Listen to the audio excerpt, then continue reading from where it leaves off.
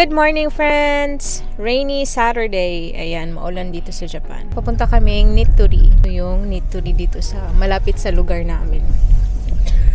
Ayan. Bibili kasi kami ng ng bath towel kasi yung mga towel namin is parang luma na. I-try kong mag-video sa loob kung pwede ba.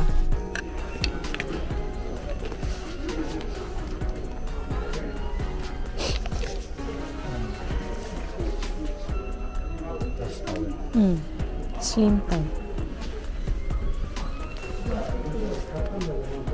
Slim bath towel. No sample. This one is face towel. This one is slim bath towel. This is bath towel. This is ubang. Ano yun? 60.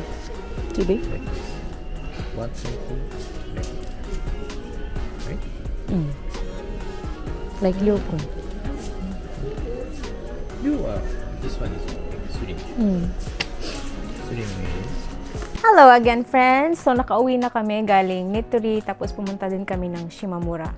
So, hindi na ako nakapag-video dun sa Nitori kasi bawal. Ipapakita ko sa inyo yung mga nabili ko. Mag-ano tayo, Nitori and Shimamura haul. Ayan.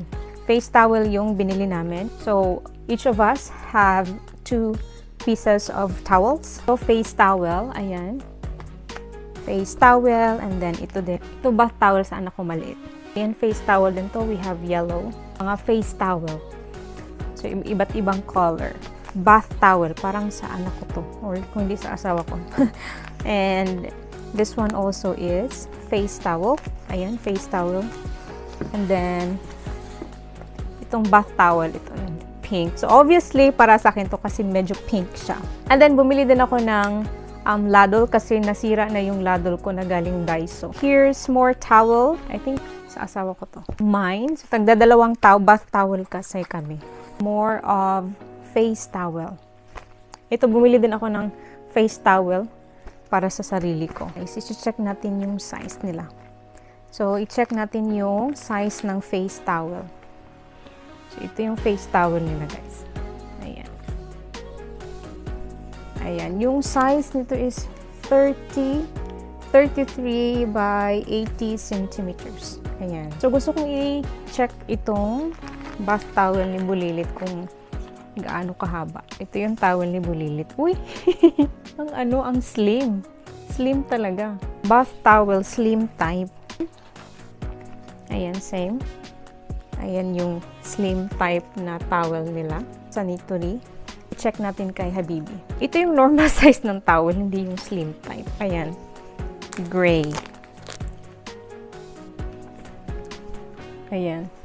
Yung towel ko naman, yung sa akin yung pinaka mahaba or malaki. Kasi ayaw ko yung maliit na towel. Ayan. Cute yung color niya. Sana hindi mamansyahan. Minsan pa naman pag naglalaba ako na mamansyahan. So, ayan yung mas maganda yung tela niya. Kasi meron kasi ibang bath towel tulad ng ginagamit namin na-order namin sa Amazon. Ayaw ni Habibi nun kasi parang magaspang yung towel. Alikabok. Then, pumunta din kami ng Shimamura. Shimamura, isa siya sa clothing shop dito sa Japan na affordable. Pangmasa yung presyo. So, ipapakita ko sa inyo kung ano yung pinambili namin.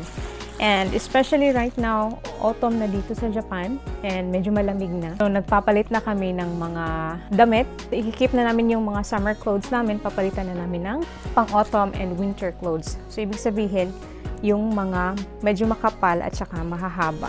Pag punta namin ng Shimamura, may mga mura palang towel doon na buy one take one pa. Bumili lang ako ng isa kasi magagamit din naman to. Parang presyo nito, 2 sa Shimamura, sa Nitori, 1 lang towel. So, anyway, that's life. Ito yung nabili namin sa Shimamura na face towel, buy one take one. Ito yung nabili namin, guys. Di ba ang cute? Ayan, kasi 140 centimeters yung anak ko. And then it's only 990 yen. So, ganyan yung mga parang price range na talagang binibili namin dito. Kasi sayang naman, ang bilis kasi lumaki ng mga bata. And ito din, cool din yung design niya. Mas mura to. Ito ay 690. Ayan. 'Di ba? Ang cool. Ito naman is 990. 990 yan. Ito kay Habibi to. Mga sale na tagpo 500 yen. Ayan. For next year na summer. Dalawa pala yung binili ni Habibi na sale na t-shirt. Yung pang bahay. Ayan. Ito is 900. Naka-sale din ito. Binilhan din namin si Bulilit ng pajama. Kasi yung mga pajama na, yung iba, maliliit na sa kanya. So, ayan.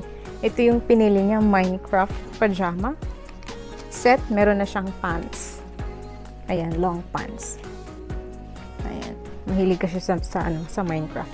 Boys, inner shirt na long sleeve.